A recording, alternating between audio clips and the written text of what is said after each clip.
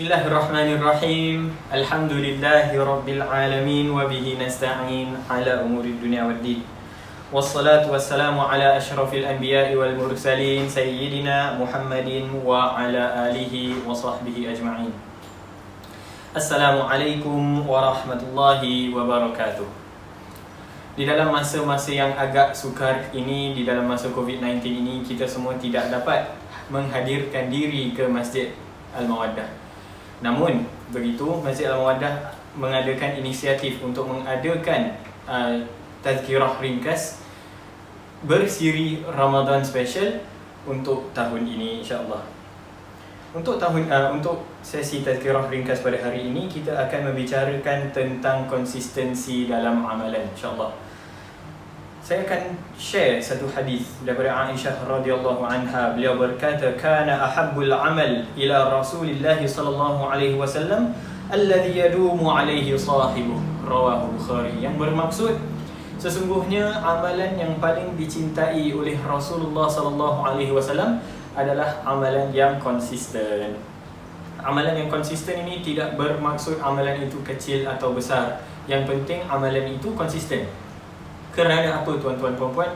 Kerana jika amalan itu one off atau sekali-sekala sahaja, dia menunjukkan kita tidak sentiasa dalam zikrullah, tidak sentiasa dalam ingatan, mengingati Allah Subhanahu Wa Taala. Amalan yang konsisten itu bermaksud kita sentiasa dalam keadaan mengingati Allah Subhanahu Wa Taala.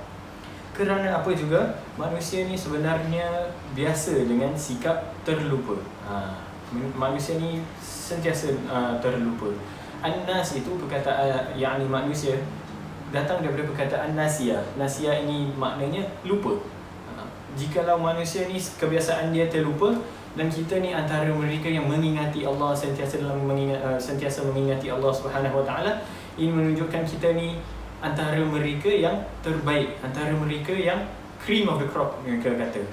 Jadi Allah Subhanahu Wa Taala dan Nabi sallallahu alaihi wasallam amat menyukai antara mereka yang cream of the crop ni. Nabi SAW mengajar satu doa kepada Muaz bin Jabal selepas solat. Doanya yang berbunyi, Bismillahirrahmanirrahim, Allahumma a'inni ala zikrika wa syukrika wa husni ibadatik. Yang bermaksud, Ya Allah, bantulah aku dalam mengingatimu, bersyukur kepadamu dan melakukan amalan yang baik kepadamu. Doa ini insya-Allah akan membantu kita untuk berlaku lebih konsisten dalam amalan kita, insya-Allah. Di dalam hadis yang lain daripada Aisyah radhiyallahu anha berkata bahawa Rasulullah sallallahu alaihi wasallam bersabda, "Saddidu wa qaribu wa'lamu allan yudkhila ahadakum amaluhu al-jannah wa anna ahabba al-a'mali ila Allah adwamuha wa in qall." Rawahu Bukhari. Yang bermaksud, beramallah sesuai dengan sunnah dan bersederhanalah, dan ketahuilah bahawa salah seorang daripada kamu tidak akan masuk syurga kerana amalannya. Sesungguhnya amalan yang dicintai oleh Allah adalah yang terus menerus walaupun sedikit. Hadis riwayat Bukhari. Hadis ini menunjukkan bahawasanya kita harus bersederhana di dalam amalan kita. Kadang-kadang kalau kita berlebihan juga dalam amalan kita, kita boleh experience this thing called burnout. Bila kita burn out, dan terus malas nak amal.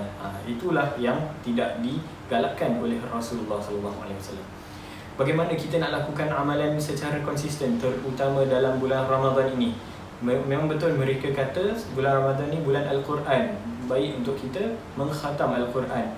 Akan tetapi kadang-kadang kita tahu diri kita lebih baik. Memang betul bagus untuk mengkhatam Al-Quran, tetapi yang lebih baik adalah amalan konsisten. Jadi kita membacalah Al-Quran, surah-surah lazim sahaja dulu. Kalau kita tidak biasa membaca Al-Quran, kadang-kadang kita nak terus make the big jump, kita tidak mampu, kemudian burn out. Contoh, first few days, satu hari satu juzuk, kita ikut that schedule. Hari pertama juzuk pertama, hari kedua juzuk kedua. Tapi dah termasuk hari ke-10, nanti kita punya semangat pun jatuh. Alamak panjangnya, alamak penatnya, alamak tak ada masa dan sebagainya.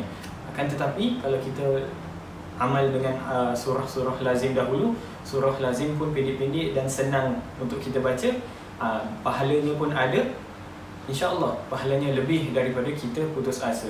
Hari-hari 30 hari kita baca surah lazim wadduha ke bawah. Itu adalah lebih baik kalau kita tidak mampu atau tidak biasa baca Al-Quran. Take baby steps. Mula dengan perkara-perkara yang senang dahulu. Dan contoh yang lain, melakukan solat tarawih dengan yang ambil yang lebih sedikit dahulu. Contohnya ambil yang 8 rakaat dahulu. Kalau kita tak biasalah nak lakukan tarawih. Kalau kita dah biasa, teruskan 20. Tetapi kalau kita tak biasa, kita ambil 8 dahulu. Kalau kita terus nak tahun ni memang tak ada apa-apa aku nak buat, hari-hari aku nak lakukan 20. Na'udzubillah min zalik, kalau kita burn out hari ke-8, ke-9, ke-10, kita stop, kita dapat 20 rakaat untuk first 10 days sahaja.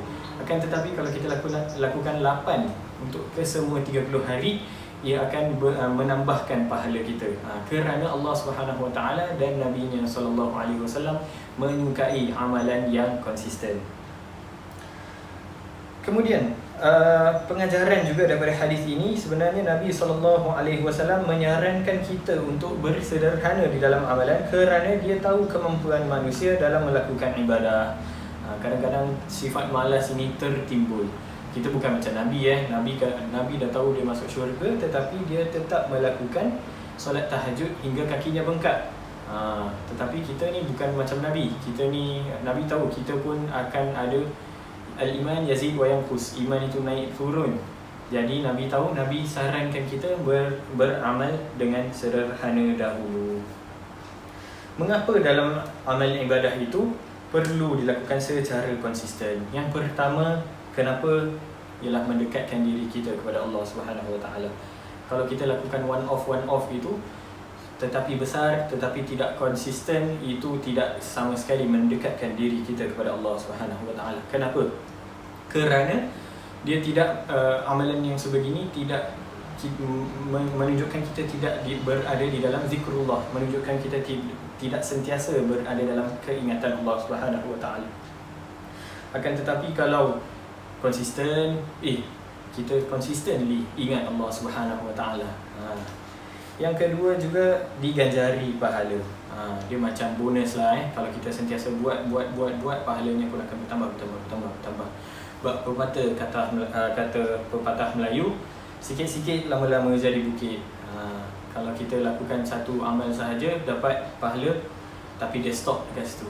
Tetapi kalau sedikit tetapi berterusan, sikit lama-lama dia makin banyak dan insya-Allah memperoleh rahmat Allah Subhanahu Wa Taala.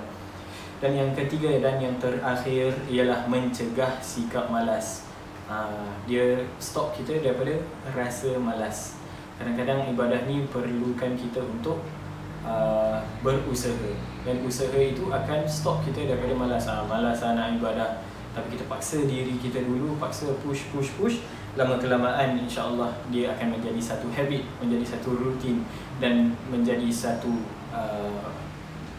sumber pahala kita insya-Allah.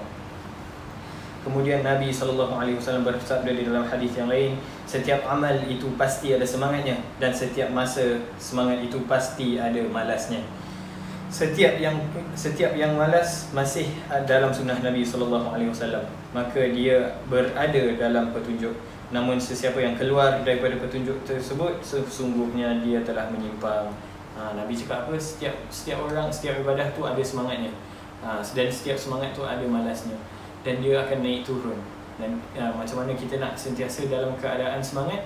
Kita mula baby steps dulu, jangan jump into far. Belajar berjinak-jinak dengan amalan dulu. Wallahu a'lam bisawab. Itu sahaja daripada saya insya-Allah.